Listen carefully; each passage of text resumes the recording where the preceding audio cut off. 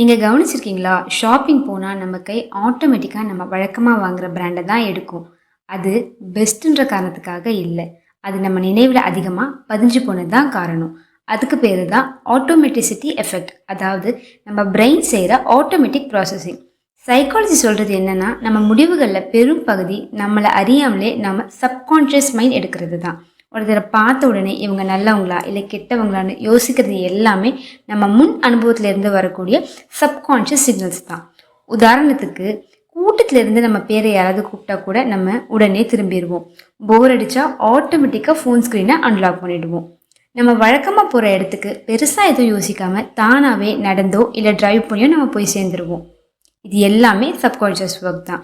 நம்ம பிரெயினில் 95% சப்கான்ஷியஸ் தான். அது வேகமாகவும் அதிகப்படியான நினைவுகளோடவும் செயல்படும். ஆனால் நம்ம கான்ஷியஸ் மைண்ட் வெறும் 5% தான். பொறுமையாகவும் சரி தவறு எதுன்னு லாஜிக்கலாக யோசித்து நம்ம பிரெயினை வழிநடத்தும். ஸோ கான்ஷியஸ் மைண்டு பார்க்க டைரக்டர் மாதிரி தெரிஞ்சாலும் நம்ம சப்கான்ஷியஸ் மைண்டு தான் நம்ம லைஃபோட ரியல் டைரக்டர். இந்த வீடியோ உங்களுக்கு பிடிச்சதுன்னா நம்ம இன்சைட்டாலஜி தமிழ் சேனலை சப்ஸ்கிரைப் பண்ணிக்கோங்க. நன்றி.